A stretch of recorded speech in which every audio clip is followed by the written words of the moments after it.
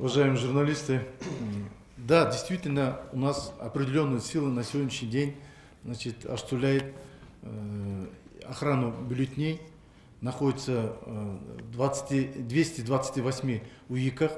Значит, там до вчерашнего дня находились АСО, значит, круглосуточно вели охрану. Это около 500 сотрудников ГУВД города Бишкек.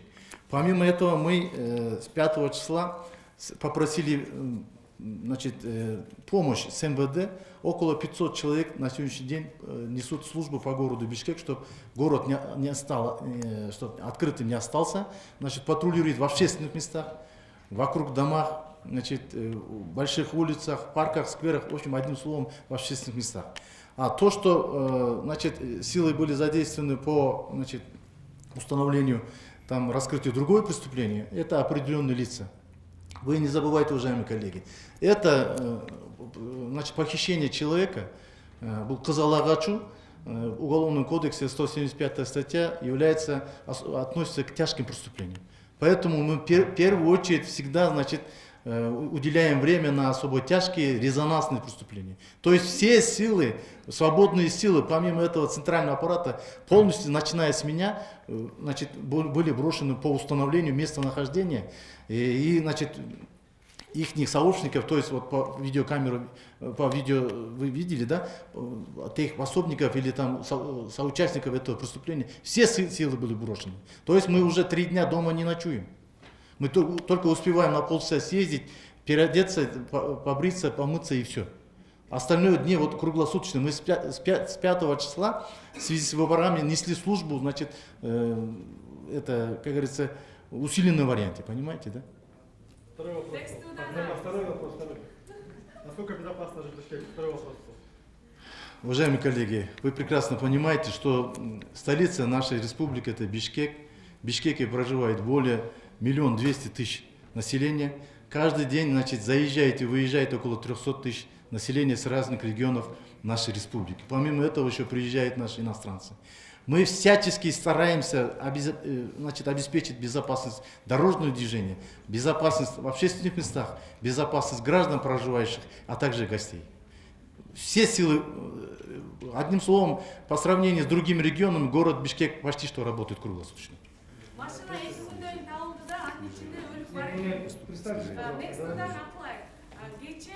Президент Атабеевке бардыда бирок машина ушу күч тармагынан эмес бир койчу тарабынан табылды да ошондо президенттин коопсуздугу да каралбай калганды кечээ. Жок, сиздер мындай түшүнсөңүздөр, жана биздин криминалдык милиция кызматынын начальниги айтып кетпедиби? Ак Ордодон барып жоголуп атат деп. Ак Ордодон барып камера фиксация кылгандан кийин ал биз ойлогонбуз бир направленияси Орский направление кетти депчи. Ошон үчүн Сосновканы барып текшерип атпайбызбы, постучу. Ошол направлениеде бүт чүйдүн региону бир направление ошол жактан жок болуп аткандан кийин возможно кайрылып алып туруп бул көл тарапка кетти деген ой болду. Себеби дегенде кыздын ата теги балыкчыдан болуп атат.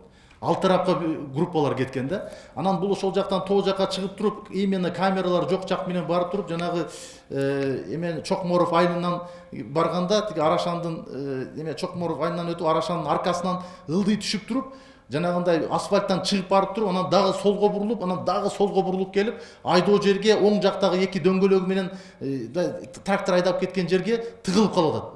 Ал жерден тиягынан да, биягынан да 4 жагынан тең, жанагындай чычыр канактар менен тосулуп, айдоо жерде көрүнбөйт экен. Балдар проческаны бир нече саат жасашкан ушул жакта. Сиздер айткан суроолор боюнча, жанагы эменин телефондун антеннасы тиги Таштөбөдөн чыгып атпайбы? Ошонун негизинде жасашкан. Именно поля эмес, алар айылдын иштерин, гараждарды, элдердин населенный пункттарга кирип алды эми булар экөө сүйлөшүп жүргөн болсо, булар 4 ай, 4,5 айдан бери экөө сүйлөшүп, бири-бирине үйлөнөбүз деп жүргөн.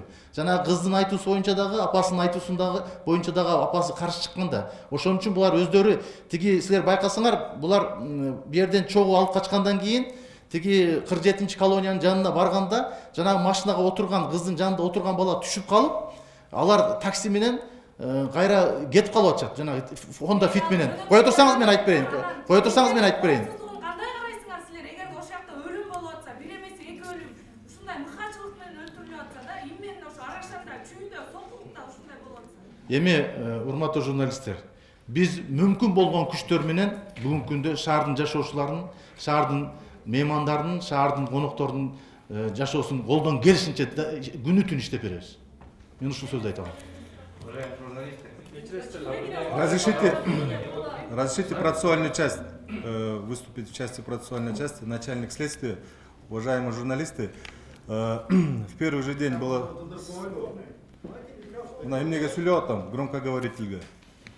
В первый же день была создана следственно-оперативная группа, были подключены следователи Центрального аппарата ГУВД Бишкек и районные первомайские следователи. Максимально вот задавались коллега, вот Улан Куанышбеков сейчас сказал, действительно процедура определенное время занимает, получение санкций разрешения выемок, распечаток, прослушки, фиксации по местоположению абонентов. Вот эти все процедуры были максимально оперативно сделаны, как никогда на этот раз. Потому что было сразу видно, что по видео в первый же день было изъято путем производства выемки из кафе «Фаризат». И я хотел бы сказать, когда обнаружилась автомашина на поле, действительно осмотром было установлено, что автомашина находилась в удаленности, там даже дороги не было.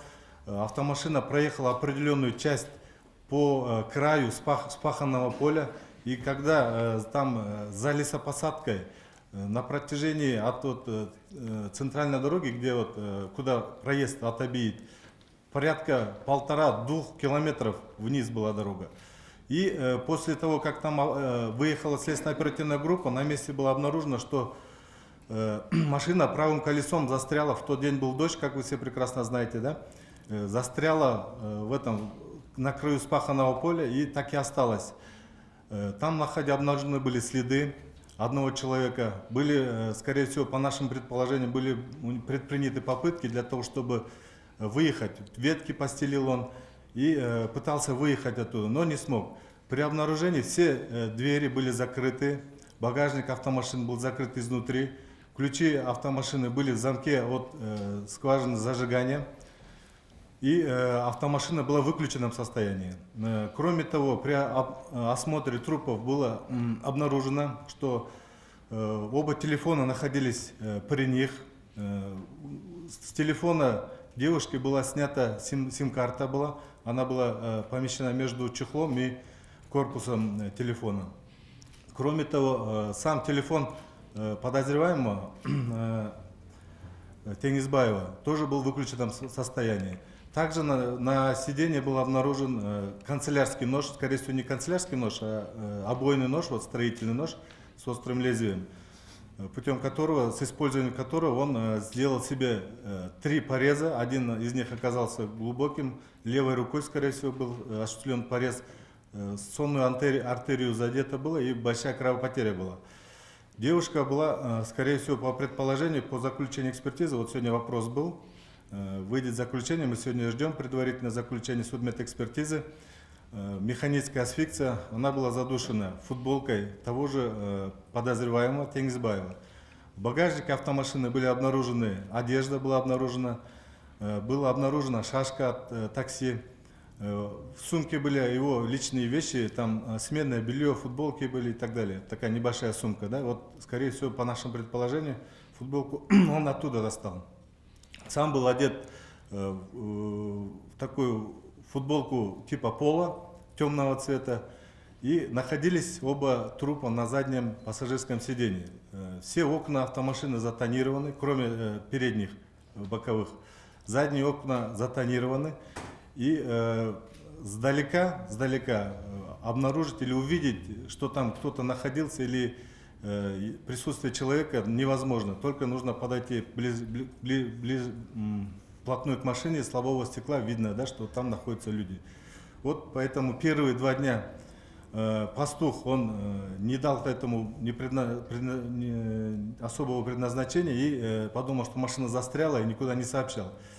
А в части того, что были вот эти произведены все следственные действия, своевременность, это действительно на сегодняшний день у нас очень большие проблемы, вот не только с принятием новых законов, это надо сказать открыто, мы определенную оперативность в производстве получения санкций, специальных следственных действий, оперативных мероприятий, определенную оперативность мы потеряли. В первую очередь здесь хотел бы отметить, когда мы осуществляли поиск по автомашине, почему? Потому что пришлось, как Улан Кваншбек сказал, устанавливать настоящих владельцев, на кого были оформлены эти автомашины по номерам. Вот, оказалось, что эти люди просто путем взятия расписок отдали в аренду этим лицам, которые до сегодняшнего дня были обнаружены. Они в свое время у них не было постоянного места жительства, жили в автомашинах. Это, оказывается, многие сейчас таксисты днем и ночью таксуют и занимаются частным извозом. Вот раньше при передаче автомашины, при переоформлении всегда мы выписывали доверенность. Эта доверенность регистрировалась в ГУБДД. И тот человек, который принимает эту автомашину, он фиксировался, и был там специальный реестр, согласно которому можно было быстро, в течение часа можно определить, кто на самом деле на сегодняшний день управляет этой автомашиной. Потом по продажам сим-карт. Также было при получении санкций взяты распечатки на телефоны обоих погибших и подозреваемых, и жертвы. Вот. Один был Сошки и второй Мегаком. Оказалось при проверке, что по идее, по порядку они должны быть оформлены. То есть человек приходит, оставляет копию паспорта, составляется договор, и он забирает сим-карту. Вот в последнее время очень распространено в компаниях сотовых операторов, они поручают этот вопрос своим дилерам. Дилеры раздают эти сим-карты в торговые точки и полностью полагается на них. На самом деле в торговых точках никто не берет эти копии паспортов, формально якобы записывает, кто там что, но на самом деле никакой дальнейший след лица, который приобретает эти сим-карты, не остается. Это тоже очень большую сложность представляет для следственных органов. И вот я хотел бы тоже отметить, что на сегодняшний день уголовное дело принято в производство центрального аппарата. Еще вчера ГУВД города Бишкек. Подключены самые опытные следователи центрального аппарата. На сегодняшний день созданы 2-3 оперативные группы. Все работают по своим направлениям. И вчера буквально был задержан таксист, которому было уведомлено о подозрении в соответствии с 175 статьей похищение лица с целью вступления в брак. Вот. Как сказал Бахыт Аманович, эта статья, первая часть, она была 2 года назад ужесточена. И санкция по данной статье 7,5 лет, по второй части до 10 лет. И вчера было произведено задержание, процессуальное задержание в соответствии со статьей 98 УПК. Именно этого таксиста, который является, по сути, соучастником данного преступления. По таксисту тоже самая аналогичная ситуация оказалась. По таксисту мы по второй автомашине таким же образом, когда устанавливали его местонахождение, его личность, опять же, также автомашина была взята в аренду через третье лицо. То есть хозяин этой автомашины проживал в районе рынка Худайберген, пока его установили. У него тоже никаких сведений о лице, который эту автомашину взял. Единственная расписка Сваракян. И после чего пришлось устанавливать, где-то определенное время заняло. Урматтуу журналисттер, биринчиден кылмыш катталган күнүнөн баштап 1-Май районунун роду ичинен жана борбордук ГУВД Бишкектин борбордук тергөө аппараты менен чогуу биргикте тергөө тобу түзүлгөн. Тергөө тобу жана оперативниктер, опытный тергөөчүлөр кошулган. Тергөө башталганда эле жана айтылган вопростор боюнча туура айтылды. Санкциялардын баарын алуу үчүн атайын тергөөчүлөр бөлүнгөн. Алар сразу сотко кетишти. Ошо санкцияларын алганга кээ бир эки тергөөчүбүз допростор менен алектенип калышкан ошол маалда. В общем, только Первомайский роодо 5 тергөөчүбүз иштеди 1-күндөн баштап. Жана камера безопасный городдор боюнча иштеп атышты, выезд кылышты. Бир тергөөчүбүз Сосновкага да чыгып кетти, следственно оперативный группа менен чогуу. Ошол тергөө ыкчам амалдары баары уақыт бойынша ұйыштырылған болчу. Жана айтып кеткем келет, жана автомашина табылганда эки маркум ошол автомашина табылганда ал жерден автомашинанын арткы сидениясында табылган болчу. Жана Теңизбаев деген эмне менен табылган болчу, мойнуна кесилген жаракаттар менен, анын жанында жанакындай обой кескен атайын жана канцелярский нож деп коет, ошол бычак эмес, ошо канцелярский нож табылган болчу, жанында сотовый телефон табылган болчу. Жана жертва маркум Айзада ошол жерде жана мойнунда футболка менен оролунуп, мындай сол жагында жатып калган болчу да. Азыр соттук медициналык экспертиза корутундусу күтүп атабыз. Бүгүн азыр предварительный механический асфиксия, удушение деп берип атат. Вот ошол футболкасы ошол кимге таандык экен, Теңизбаев, ошол автомашинасынын багажникинде кийимдери бар экен, сумкасында шашка бар экен, жана такси деген. Өзү ошо таксист болуп алектенип жүрүптүр. Эмнеде болсо шаарда 4 жыл уже Россиядан келген 4 жыл жашаптыр бул жерде. Улан Кубанычбек айткандай, эмнеден Москвадан бул разбойный нападение, каракчылык жасаптыр. Группа лиц кылып, ал боюнча соттолуптур. Предварительный информация боюнча, маалымат боюнча, ал боюнча биз атайын эл аралык запросторду даярдап койдук. Бүгүн понедельник, бүгүн жөнөтөбүз. Предварительно телефон сүйлөшүүлөр болду. Полный өздүк личностный изучение кылып атабыз.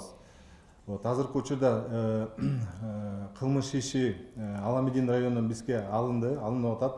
Өзүбүздүн кылмыш иши боюнча, похищение боюнча, адам урдоо боюнча борбордук аппаратка бул жака ГУД Бишкекке алдык ишти. Дагы Бишкектен опытный подполковник, полковник тергөөчүлөр кошулду. Абдан разносторонний оперативный следственный иштер жазалып атат азыркы учурда. Вот, я хотел ответить на поставленный вопрос по фемициду. Да? Вот на сегодняшний день, согласно статистике, у нас по городу Бишкек за 2020 и 2021 год, за 2020 год было зарегистрировано 92 досудебных производств, это практически уголовных дел, по фактам похищения лица для вступления в брак. Вот из вот этих 92 случаев 75 были прекращены, 8 это было подтверждено, что там действительно имел место действительный криминал. Там были лица задержаны, так как статья предусматривает арест, они были задержаны, водворены в ВВС и дальше в СИЗО. 8 дел было направлено в суд, и на сегодняшний день вот 9 дел у нас находится в производстве, еще пока расследуется. Ну, надо сказать, что вы прекрасно знаете, что этот вид преступления, он всегда порождает такой резонанс. Вот события 3-летней давности показали. После этого было внесено в законодательство изменения в части ужесточения вот этой статьи похищения невест, да, так говоря, обиходно. Было внесены ужесточения. И с этого момента по делам этой категории фактически встречные заявления, они не играют роли. То есть, если даже поступает встречное заявление, то эти дела не подлежат прекращению. Но на практике бывает разное. Бывают звонки, осуществляют родители, выясняется, что парень с девушкой дружит, потом они по обычаям вот, совершают вот такое, вместе уезжают и так далее, они не знают. Вот, поступает звонок, а так как вы знаете, что система РПП при первичном звонке уже идет регистрация, и по ним необходимо уже проводить следственные действия, то есть полноценное расследование, то после того, как уже разбираемся, факт уже выясняем, что там никакого криминала нет, что они полюбовно уезжают, что девушка выходит замуж, то такие дела, конечно, подлежат прекращению.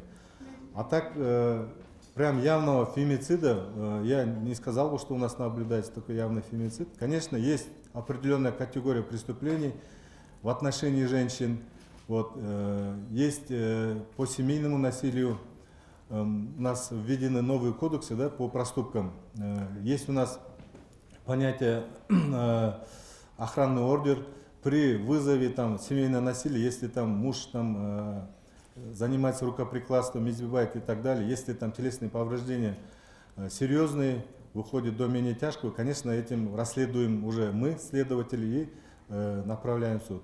Но если там вот семейное насилие по тяжести телесных повреждений, то занимается дознание. То есть у нас по кодексу о проступках они выдают вместе с участковым охранные ордера, после чего вносится на контроль местным участковым. Они контролируют, приходят в эти семьи и так далее. Вот, кстати, хотел бы в этой части тоже добавить, что вот нами с начала года вот внесены ряд предложений по изменению законодательства в части введения вот этого, как раньше было, ареста административного, для того, чтобы меньше было вот таких фактов семейного насилия, меньше было фактов насилия над женщинами. Раньше это очень эффективная мера была. Раньше мог каждый участковый один, даже сержант, один мог оформить это все путем протокольной формы и направить в суд. И суд мог до 5 дней применить арест. 5 дней он содержался там в специальном учреждении. После этого, конечно, уже вопросы отпадали от дальнейшего семейного насилия. Спасибо за внимание. Уважаемые журналисты, давайте это, не торопитесь, пожалуйста. И прошу, одна просьба, повторяющих вопросов, аналогичных, чтобы не было. Нам постоянно говорят, постоянно скидывают пресс-релизы, да? Но сегодня мы видим, что на самом деле ваша профилактика ни к чему не приводит. Как вы боретесь тогда с этим? Как вы вообще профилактируете тогда эти преступления? Во-первых. Во-вторых, почему было выбрано именно Орское направление? Вы так и не ответили ни одному из коллег. Давайте я на первый вопрос отвечу, на второй вопрос ответит начальник криминальной милиции. Значит, уважаемые коллеги, журналисты, вот я вам цифры, данные предоставлю. Да, вот на сегодняшний день у нас по сравнению с прошлым годом идет снижение преступности. Если в прошлом году было, в отчетном году зарегистрировано 8452 преступления, на сегодняшний, по итогам первого квартала, значит, 6194 преступления. То есть минус идет 2258 преступлений. Мы стараемся снижать. На сегодняшний день по итогам первого квартала, значит, все особо тяжкие преступления были раскрыты. Резонансные преступления все были раскрыты. Разбойные нападения, изнасилования все были раскрыты на сегодняшний день. На сегодняшний день мы боремся именно кражам личного имущества. То есть кража с карманов, кража личные вещи, которые, значит, оставлены без присмотра, кража из квартир, грабежи. Вот это на сегодняшний день является нашим бичем. Мы на это обращаем внимание, везде, всюду анализируем. У нас идет анализ, недельный анализ, ежедневный анализ, место это совершения преступления, метод совершения преступления, время совершения преступления, дни недели. То есть, учитывая, значит, сезоны года, мы все анализируем. На сегодняшний день вся милиция борется с преступностью. Так что я могу гордо сказать, что большая профилактическая работа ведется. Я в этой занимаемой должности уже 2-й месяц. С первых же дней я где-то 18 часов в сутки нахожусь на работе и 18-19 часов работаю и заставляю работать всех сотрудников, потому что это наша столица. Все приезжие, все с регионов, а также приезжие иностранные граждане дают оценку по городу Бишкек. Поэтому мы все меры принимаем по профилактике, предупреждению, пересечению и раскрытию всех видов преступлений. Спасибо. По второму вопросу.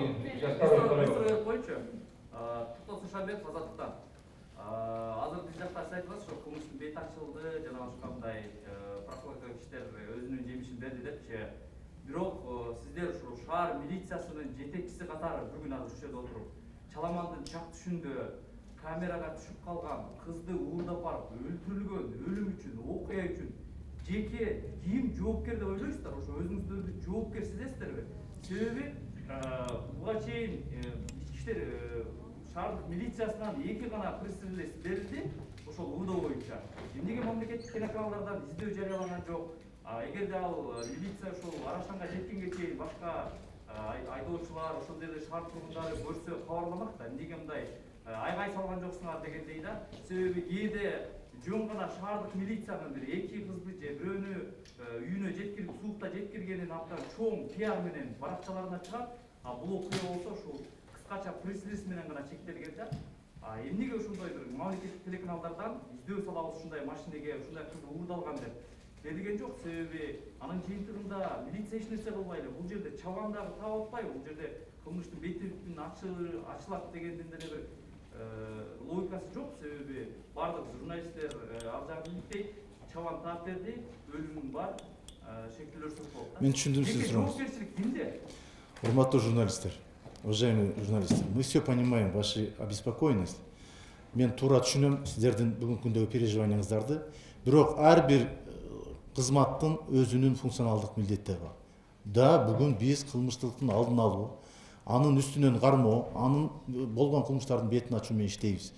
Биз силер ар бир кылмыштын ошол жанагы окуясы кандай убакта, кайсыл убакта болгондугу тууралуу сөзсүз түрдө бизде анализ жасалып, ошонун негизинде багыттамалар иштер жүрөт.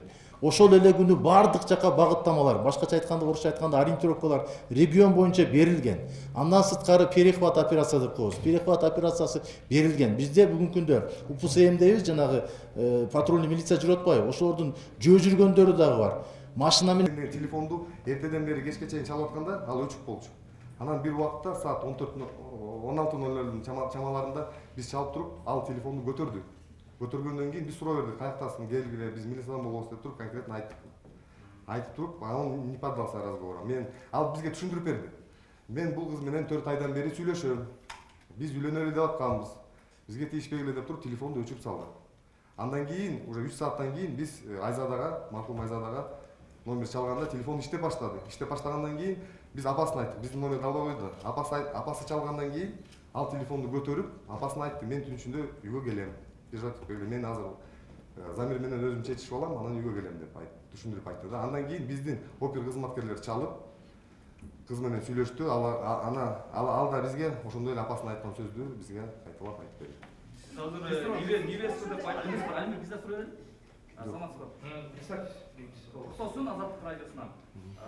Сиздерге ошо кыз чалып атканда, айдоочу чалып атканда анын геолокациясын табуу техникалык мүмкүнчүлүгү бар да, ошол кезде эмнеге барып анын өзүнүн Ал кезде биз деген фиксация кылганбыз.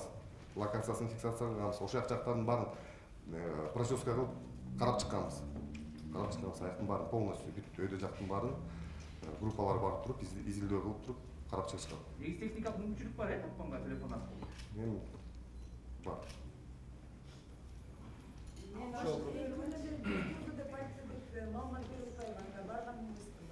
Бирок азыр деген мындай да, азыр силерге деген бул техникалык мүмкүнчүлүктөрдү мындай детально түшүндүрүп бере албайм. Анткени сиз аны сиз да түшүнбөйсүңөр. Мен түшүнгөндө ооба, местный малчылар чалып. Геолокация боюнча бар издепсиздер да?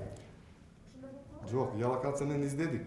Бирок техникалык мүмкүнчүлүктөр ар кандай болуп калат да. Перекидывать этип, туура эмес көргөзүп калат. Ошондой моменттер бар да. Анан дагы мындай кичине загвоздкалар болуп калды. Азыр дагы түшүндүрүп берейин. Бизде азыр деген билесиз, соттун санкциясы керек мыйзамдар боюнча. Санкциясынан кийин бүт ошол техникалык моменттерди алгысак да, бул деген убакыт өтөт. Биринчиден. Экинчиден биз аны алгандан кийин жанагы подельниктерин устанавливать этиш үчүн башка телефондорду да көтөрдүк да. А бул телефондорду баарын деген сим карталарды Ош базарынан саткан, бир сотовый оператор саткан. Ал башка кишилердин атына зарегистрирован болуп калган да. Ошол бизге деген убакыт неметип калды да, тоже берилип калды. Анткени бүт телефондордун баары өчүк болчу. Күйүп туруп бизге определенное время керек да. Күйүп турганда определенное времяда биз анын деген локациясын жакшылап текшере алабыз.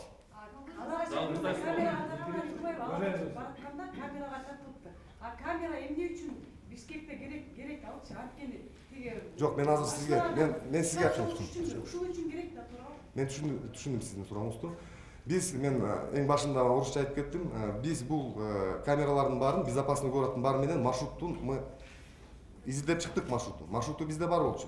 Бул маршрут боюнча бул машина батышты көздөй Бишкектен чыгып кеткен. Акыркы камера ак өргө бар го, жаңы коңуш ак өргөдөн акыркы жол чыгып кетип атат.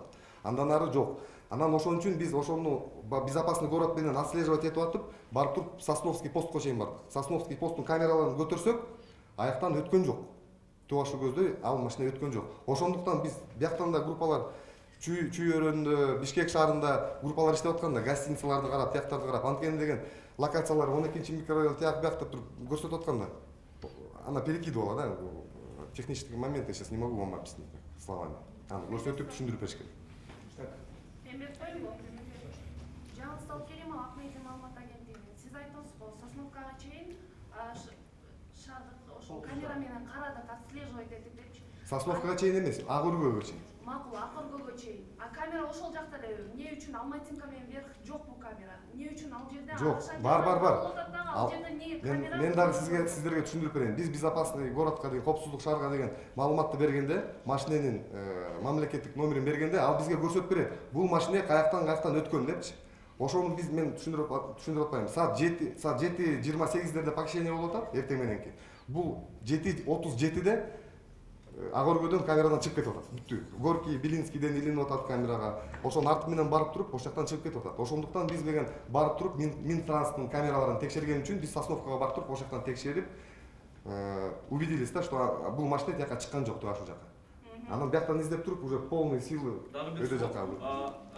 Масалиева Алматинский көчөсүндө камера турат. Эмне үчүн ал иштебейт?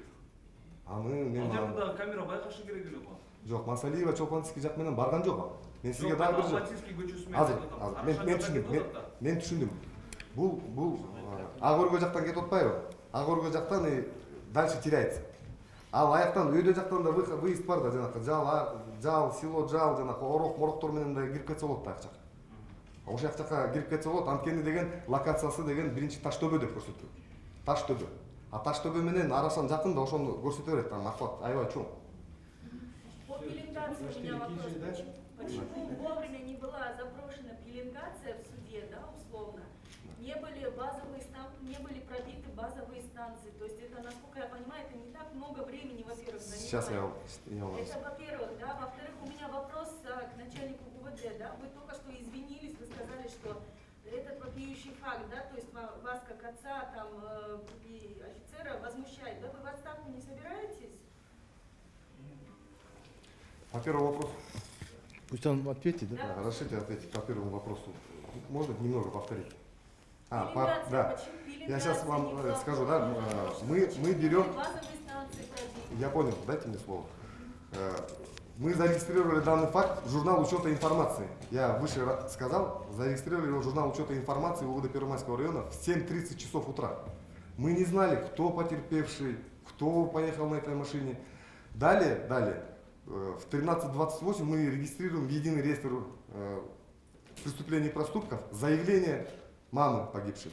Заявление мамы погибшей в 3:38 мы регистрируем, ее опрашиваем, и в ходе опроса мы устанавливаем телефон Айзада. Это в 3:38 мы устанавливаем телефон Айзада. Получение санкции занимает определенное время. Получается, мы установили телефон, следователь набивает определенные материалы, несут в прокуратуру, там согласовываем, идем в суд. Это тоже занимает очень много времени. Там быстро-быстро так это не получится. Это сейчас вот по законам вот так, да, по уголовному процессуальному кодексу. Мы не можем, сотовая компания ни одна нам не даст без санкций. Сотовая компания нам ни одна не даст без санкций. Мы это уже потом, как санкции получили, мы потом выясняем базовые станции, понимаете?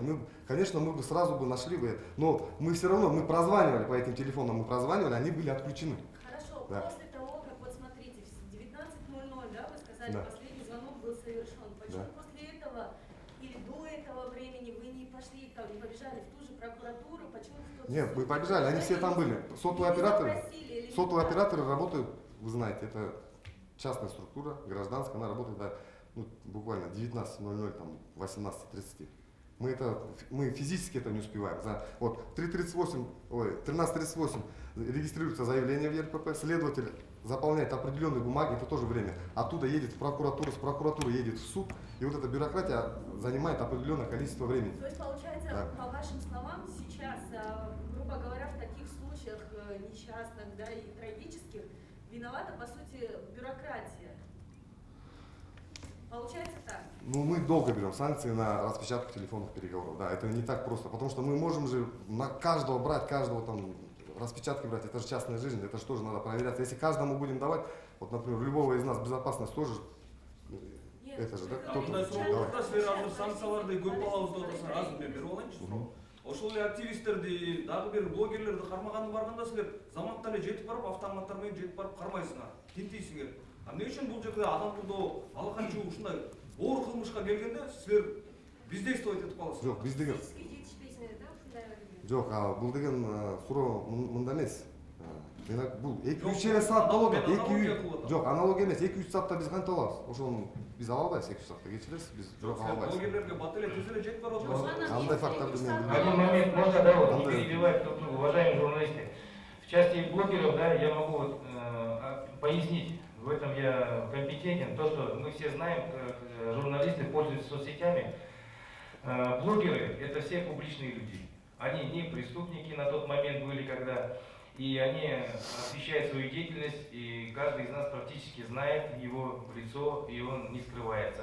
А злоумышленник, совершивший преступление, всегда пытается скрыть свои следы. Вот здесь вот немного разницы, чтобы мы понимали, между открытыми публичными людьми и злоумышленниками, которые совершают преступления и после чего заметают свои следы. Вот Сколько немного ночных разницы. было у второго, вот, получается, непосредственно фигуранта? В настоящее время, значит, идет вскрытие, судмедэксперт. Предварительно сонная артерия перерезана. Он сам себе предварительно воткнул нож.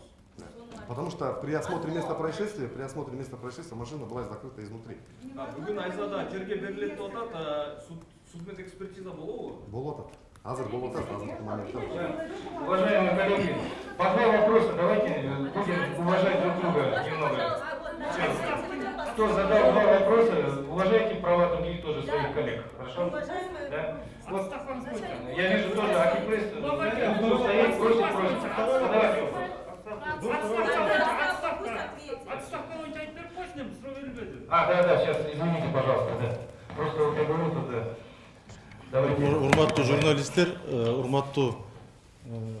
уважаемые журналисты, на сегодняшний день служба внутренних расследований, башкача айтканда ички иштер министрлигинин ичкиликтөө кызмат тарабынан текшерүүлөр жүрүп атат. Ошонун текшерүүнүн жыйынтыгы менен чаралар көрүлөт. А сами вы не собираетесь? Мен азыр бул кылмышты ачышым керек, урматтуу журналисттер. Аягына чейин чыгып, бүгүнкү күндөгү биздин шектүү адамдардын баардыгын кармап, кылмышты аягына чейин чыгарышым керек. Менин милдетим ошондой. Вот я... Здравствуйте, меня зовут Алтая, корреспондент Акипресс. Я хотела уточнить такой вопрос. Можете рассказать вкратце о личности похитителя? Кто он, чем он занимался? Был ли ранее он женат? Судим, может быть? Хорошо. А По личности потерпевшего я так, значит, скажу. Мы личность потерпевшего. Хорошо. Тише, пожалуйста. По личности потерпевшего, значит, Кыргызстанда айтып кетем азыр. По личности потерпевшего, значит, я скажу так.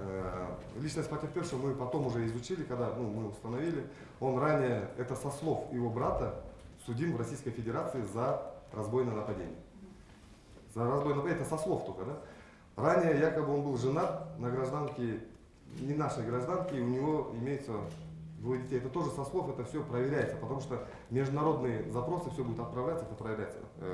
По личности мы еще дальше, когда запросы придут, мы дадим. Кылмышкер Замирбектин, Теңизбаев, Замирбектин подозреваемый шектүү адамдын өздүгү боюнча түшүндүрүп кетем. Бул адам өзү деген Россия Федерациясынан 2017 Орусия Федерациясынан 2017 жылы Кыргызстанга келген. Мурун инисинин сөзү боюнча бул кылмыш менен соттолуп Орусияда 6,5 жыл отуруп чыккан. 6,5 жыл ушундай отуруп чыккан. Мурун үй бүлөсү бар болчу. Бул үй бүлөсү бар болчу, 2 баласы бар деп бизге маалымат берилген. Бирок бул маалымат азыркы учурда биздин коллегалардын немесинен башка мамлекеттин коллегалары менен азыр байланышып туруп бул маалымат текшерилип жатат. Бул 2017 жылы Кыргызстанга келип туруп таксовать этип жүрдү. Биринчи квартираларды снимать этип жүрдү, ушинтип жүрүп туруп, акыркы уже 2-3 айдан бери бул машинанын ичинде жашап таксовать этип жүргөн. Машинеде уктап, машинеде жумушка барып ушундай. Патрульда жана мигалка менен жүргөндөр да ошолордун баардыгына, участковыйларга бүт шаардагы иштеген кызматкерлерге баардыгына багыттамалар берилген, андан сырткары региондорго да багыттамалар берилген. Эми биз баягы тергөөнүн кызыкчылыгы үчүн тергөөнүн кызыкчылыгы үчүн ошол кылмышка шектүү болгон баардык атуулдарды өз убагында мыйзам чегинде чара көрүү үчүн көп нерселерди коомчулукка айтканга мүмкүн мыйзам жол бербейт. Ошону да туура түшүнүңүздөр, урматтуу журналисттер. Кармана бүгүнкү күндө азыр шектүүлөрдү дагы билебиз биз. Атын айта албайбыз, себеби дегенде мыйзам бизге ачык айтканга жол бербейт. Качан кармалып жоопкерчиликке тартылгандан кийин жанагы тергөө начальниги айткандай, сиздерге сөзсүз түрдө кошумча бул резонанс болгон кылмышты сөзсүз түрдө коомчулукка биз тийиштүү деңгээлде ачык жөнөкөй тил менен, жалпак тил менен коомчулукка жеткиребиз. Кечиресиздер, сиздер үйлөрү максатында 3-4 айдан бери сүйлөшүп жүргөн деп айтып атасыздар. Ошол эле учурда 3-4 күндөн бери же 3-4 айдан бери машинада жашап атканын айтып атасыздар. Бул логика жагына алганда туура келбейт. Үйлөнүү максатында экенин сиздер кантип тыянак чыгардыңыздар? Кошумча бул жерде деген кыз тирүү калмак. Эгер апасы менен арыз жазганда сизге мисалы сиз телефон менен сүйлөшкөндөн кийин ал мен жакшы элемин деп айткан, бирок ошол учурда эле эмне үчүн издөөнү салган эмессиз? Ошол кыз алага кайсы адрес мененчи? Кыз алага акыркы жолу сиздер сүйлөшкөндө. Кызым, мен жооп берип коеюнчу. Мына сиздин сурооңуз боюнча кайталап коесузбу? Сыргак Наждактуудан сиздер айтып атасыздар 3-4 айдан бери үйлөнүү Түшүндүм. максатында сүйлөшүп жүргөн деп, бирок Алар мындай, жанагы сиздер бул тергөө начальниги менен криминалдык милиция кызматынын начальниги айтып кеткендей, тиги таксисттерди арендага алган такси болуп атпайбы? Ошол арендага Кара Балтадан жанагы Honda Civic кызыл түстөгү машина Кара Балтадан алынган, биринчи арендага алганда тиги өлтүргөн баланын иниси алып атат. Биз өлтүргөн баланын иниси аркылуу ошол эле күнү алып чыгып туруп, агасы ким, бул машинанын ээси ким деп туруп териштирген учурда агасы жөнүндө, каяктан келген агасы, эмне, каякта жашайт, үй бүлөсү барбы жокпу, эмне себептен Honda Civic'ти бергендиги тууралуу баардык акы чүкүсүн териштирген убактан бул ошол такталуу келип чыгып атат.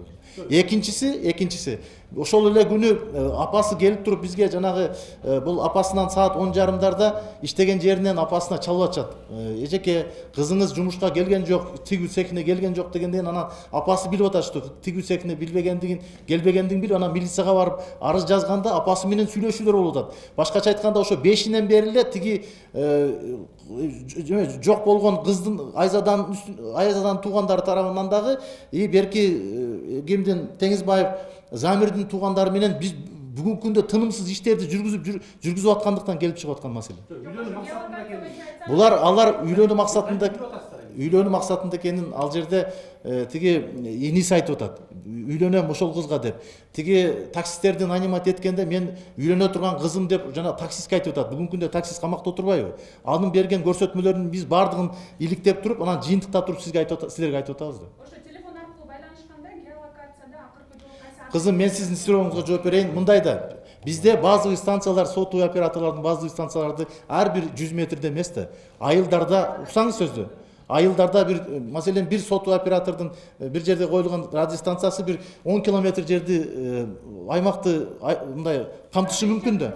Ошон үчүн биз жеринде бүт айылдардын арасында, көчөлөрдө жамгыр жаагына байланыштуу Honda Civic кичинекей жанагындай машина болгонуна байланыштуу биз талаага кирип тыгылып калат деген ой болгон эмес. Бүт көчөлөрдү, айылдардын арасын, анан соту эмеден чыккандыгына байланыштуу бүт населенный пункттарды кыдырганбыз да. Себеби так адрестерде бир эле антеннаны көргөзөт, радиусу ошол бир 5-6 километр жерди көргөзүшү мүмкүн да. Ошон үчүн биз именно турган жерди көргөзө алган эмес, техникачы. Ошону сиз жооп берип кетсеңиз. Бул боюнча мен сизге айтып атпаймынбы. Бул геолокациясын биз уже эртеси билгенбиз. Анткени саат 7-де звонок болуп атат. Сотовый оператор 7-де иштебейт. Геолокациясы эмки күнү билип атабыз. негизи жалпы Мен эң башында мен сизге айткандай, бул адресте деген Таш-төбө деп көрсөткөн. Башка жакта көрсөткөн. Жилой массив. Анткени үйлөнүү максатында биз деген бүт деген обстоятельствосын билбейбиз да. Бул каякта жашайт, эмне жашайт деп конкретно билчү эмеспиз. Именно ошол убакта. Ошон үчүн биз деген тинтүү иштерин, прочёсканы деген жыл массивтерден карап жүрдүк да. Кызды эмнеге ала качат, үйүнө апарат да. Биз тияктын баарын карап туруп, тияк көрүп. Мен кошумча айтып коеюн, урматтуу журналисттер. Бул жерде биз жанагы Оршский направление исключение болуп атпайбы? Тиги эмеден кийин, Агордодон кийин, акыркы камерадан кийин биз барып туруп тиги немени текшергенде, Сосновкадагы камераны текшергенде, ага чейинки жолдогу камераларын барып текшерип барганда убакыт кетип атат да. Текшергенде ал жакта жок болуп чыккандан кийин анан биз көл тарапка кеткен группадан сурап атабыз. Алардан аерде да жок. Ылдый тарап кеткен жанагы мынау эмеге граница, Казакстандын границасына кеткен. Башкача айтканда бүт чоң көчөлөрдөгү болгон камералар аркылуу текшергенде жыйынтык чыкпай калып атпайбы? Андан кийин биз ойлодук, телефон өчүп калып аткандан кийин, значит шаардын ичиндеги бир себеби ал баланын постоянно жашаган жери жок. Кыз менен чогуу экөө кетип атат. Булар бир нерсени түшүнсөңөр, тиги үчөө түшүп калгандан кийин экөө кетип атат. Башкача айтканда ошол жанагы 47-чи колониянын жанынан кийин эле бир алып качкандан кийин бир 15 мүнөттөн кийин экөө уже свободно эле кетип атат. Кыз аркада отуруп кетип аткан болуп атпайбы? Түшүнүп атасыңарбы? Анан кое туруңуз. Анан биз ошондо анан шаардын ичиндеги дагы чүйдүн тегерегиндеги дагы бүт болгон гостиница, частный гостиницабы, мамлекеттик гостиницабы, жанагындай жатаканаларбы же тапшырылган квартиралар, ошолордун арасында издөө иштерин күндөп түндөп жүргүздүк да. Бул деген чоң иш жасалды. Эми мунун баардыгын азыр сиздерге бир 15 мүнөттүн же жарым саат ичинде айтып берүү өтө кыйын. Оператор боюнча берип коюнчу, ак медиа маалымат агенттиги жаңы сот керек. Ошол убакыт ошол сотовый оператор 7:30 иштебейт деп атасыздар. Анан ошол учурда, например, сиз убакыт кетип калды деп атасыз, запроско, уруксатка. Эми бул каргашал кызды ала качып кетип, анан трагедиялуу окуя менен аяктаган биринчи учур эмес да. Эми ушул боюнча сотовый оператор менен сүйлөшүп, какой-то бир кыска мөөнөттүн ичинде запрос алып, уруксат алуу боюнча иштер жүргүзүлөбү? Бул деген Мен айтып коеюнчу, урматтуу журналисттер. Мына мен айттым, 2 айдын тегерегинде иштеп атам депчи. Келгенден баштап мына тергөө начальниги дагы тиги криминалдык милиция кызматынын начальниги да турат. Биз бүгүнкү күндө 19-жылы 1-январдан кирген мыйзамдардын, кодекстердин бардыгына өзгөртүү киргизүү боюнча пачкалаган сунуштарды бердик. Мына буйруса эртең бүрсүгүнү конституцияга өзгөрүү кирип мынау шайлоолор тынч аман эсен өтүп кетсе, муну сөзсүз түрдө каралат буларчы. Биз жанагы административный арест боюнча карабасак болбойт. Дагы азыркыдай өзгөртүүлөр боюнча жанагы техникалык жактан убагында алуу маселеси боюнча тергөөчүлөр кайра эле өздөрү ошол жерде соттун чечимин күтүп отурбастан өздөрү чечим чыгара турган толгон токой маселелер боюнча биз пачкалаган кодекстерге, мыйзамдарга сунуштарды бергенбиз. Булар эми каралат. Бүгүнкү күндө дагы ушу мындайча айтканда комиссиялар тарабынан ушул изилденип атат.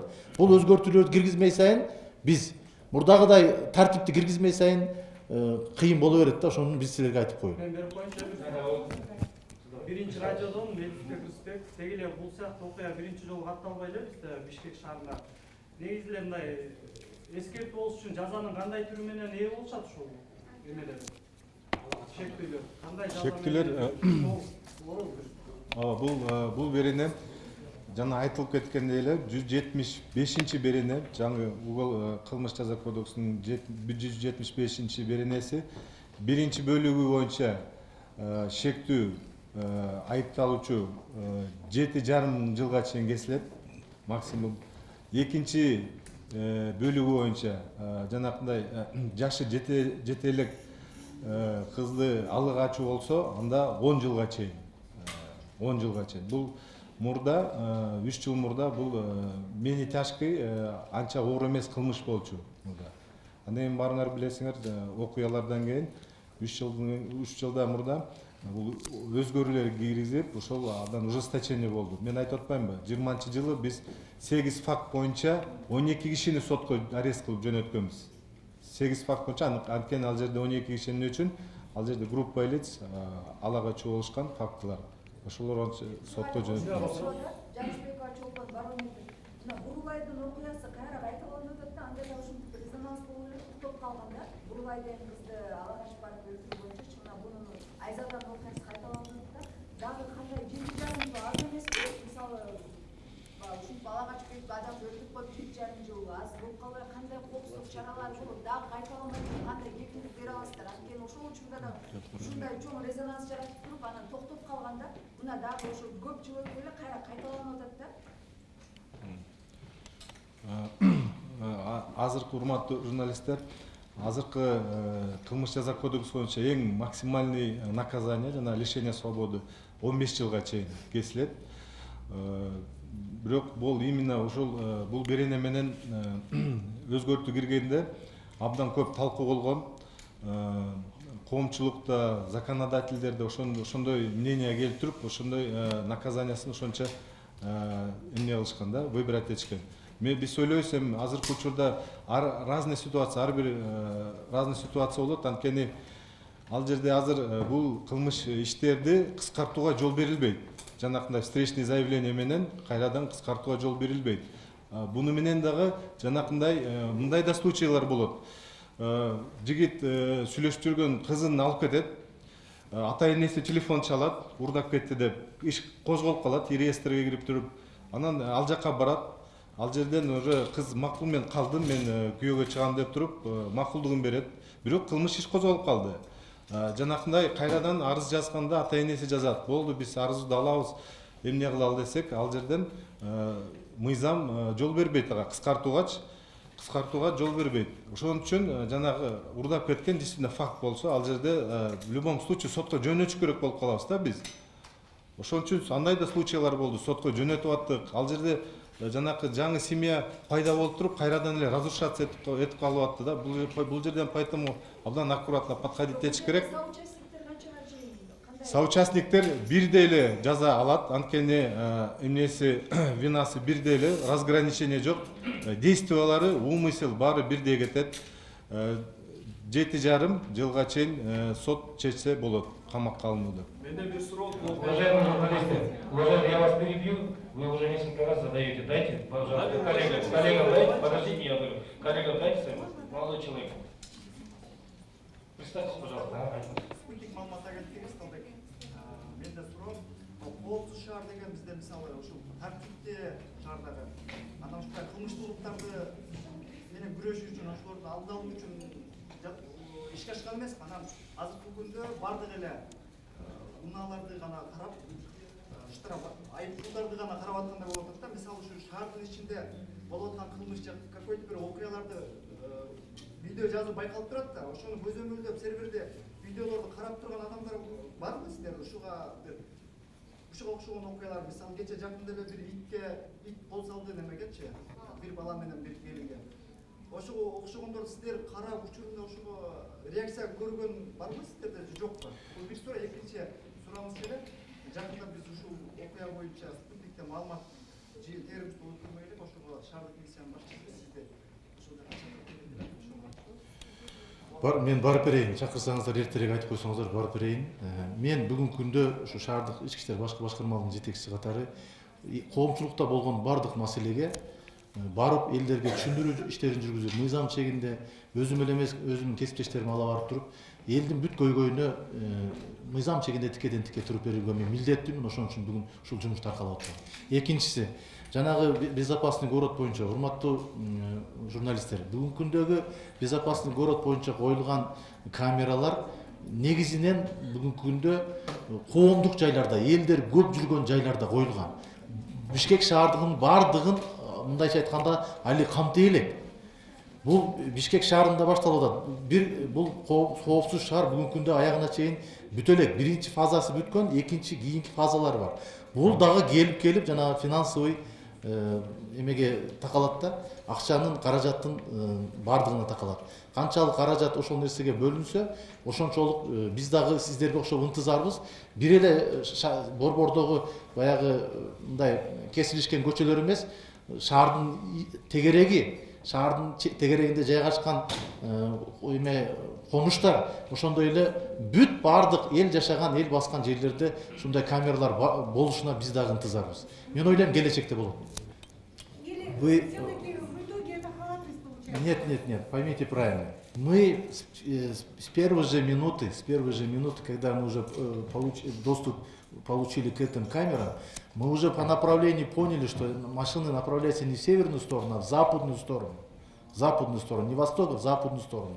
Там уже, я же сказал, что до Агорго доходит.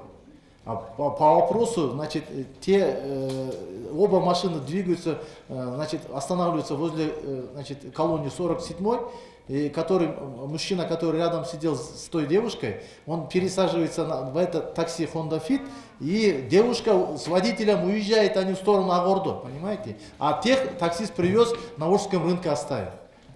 Понимаете, да? А насчет, значит, всех камер, которые к безопасному городу, это вопрос к нам не относится, поэтому это вопрос компетентным людям. Кража получается именно в малиновой, вот в красной машине, и на поле тоже красная там пересаживаться с одной машины на другую. Нет, вы видео видели? Видео конкретно, значит, водитель, который хотел украсть девушку, он садится за рулем, рядом садится его друг, будем говорить, знакомый, с девушкой. Они троем садятся. А в другой такси садятся еще двое парней, понимаете? Они следом за ним едут, и возле 47-й колонии, это мы определили по, значит, видеокамерам. Значит, останавливаются обе машины, который рядом девушки сидел, значит, мужчина, оттуда слез, пересел в такси, они уже уехали в другую сторону. Дальше, после 47-й колонии, сзади сидит девушка, а впереди сидит вот этот, значит, гражданин, то есть Замирбек, да, они вдвоем едут в сторону запада. Мы сейчас работаем, давайте не будем, значит, мешать следствию. По результатам мы все подробности вам дадим. Девушка, представьтесь еще раз, чтобы слышно было. Как Муспедия Джамиля Мусфалиева. Вы говорите, что в должности находитесь 2 месяца и раскрываете более резонансные дела. Но до сих пор неизвестно, что сделано Камилу Душибаеву. Ведется какое-то следствие, есть ли подозреваемые, что с ним? Разрешите ответить. Дело Камилы Душибаева в производстве города Бишкек не находится. По территориальности, я как знаю, занимается совместно с центральным аппаратом МВД и Чуйской области.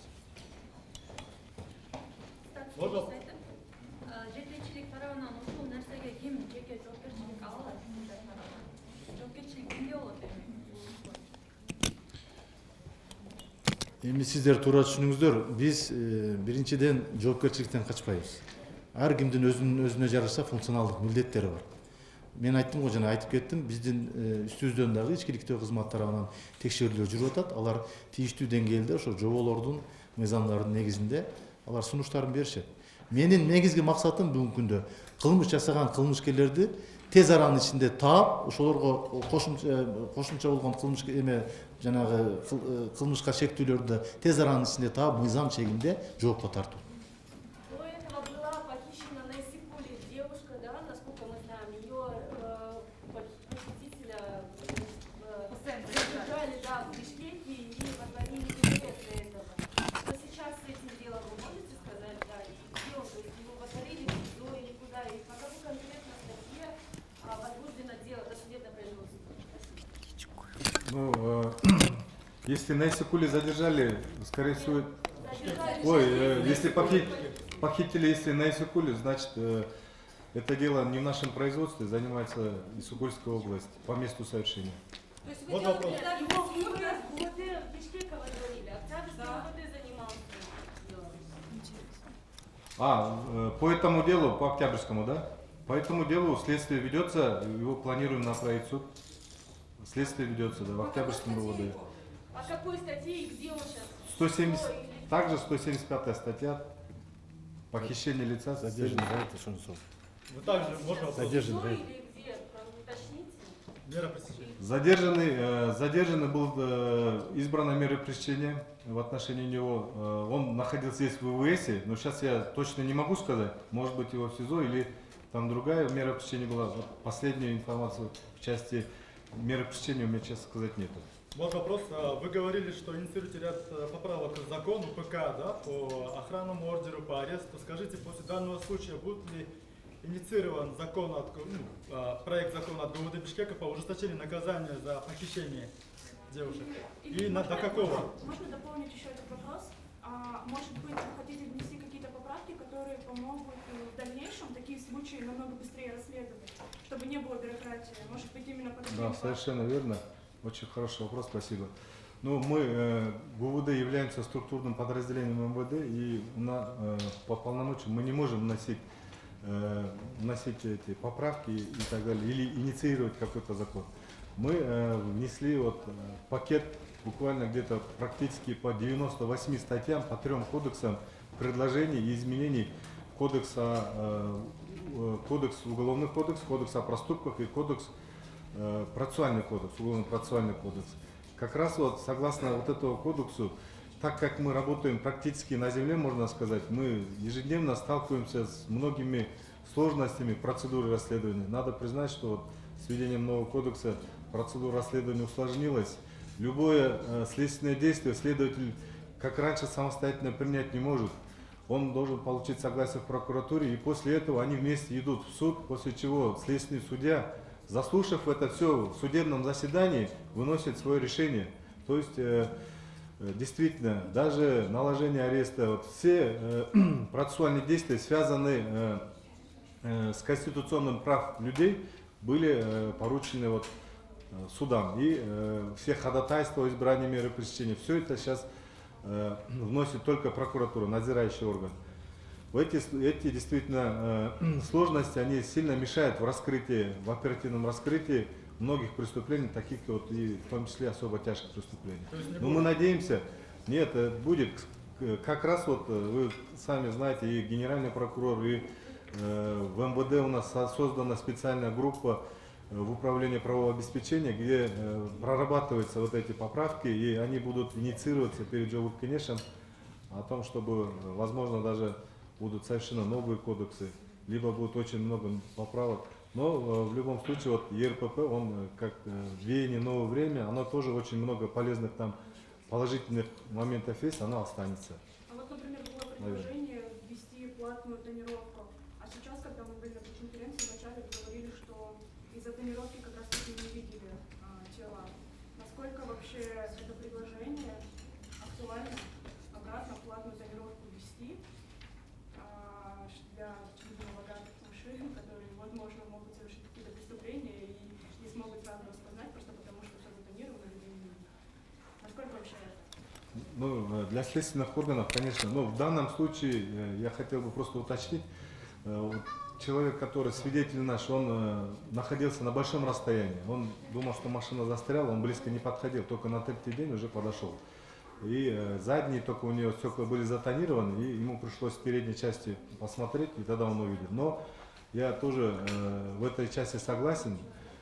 Тонирование как и для службы криминальной милиции, для оперативников, так и для следователей, конечно, затрудняет процесс доказывания, процесс расследования, процесс установления. Мы знаем, что 90% преступлений совершается на автомашинах, либо с использованием автомашин. И вот в свете наших камер безопасного города это все должно быть актуально. Мне кажется, это на сегодняшний день может быть вопрос с разрешением преждевременный для следствия. Менде бир суроо мындай, мына силер азыр айттыңар, буга чейин биринчи кезекте азыр ишти тергеп, иликтеп, аягына чыгаруу депчи. Бул айтайын деген жоопкерчилик маселеси силердин жетекчи катары, бөлүмдөрдүн жетекчилери катары иликтөө ушул ишти аягына чыгаргандан кийин, иликтеп бүткөндөн кийин жеке өзүңөр отставкага кетүүгө даярсыңарбы? Анткени азыр социалдык тармактарда бардык тең ички иштер министрлигинен баштап отставкасын талап кылгандар бар. Бир катар депутаттар дагы талап кылышты бүгүн. Азыр мага телефонограмма келди, азыр эле бизде саат 12-ге ушу пленарный заседание Жогорку Кеңешке чакырып атыптыр. Ошол жерге да мен барып. Суроого жооп берип койсоңуздар. Түшүнүп атам. Отставка боюнча. Биз мен ички иштер органдарына 33 жылдан бери иштеп келатам.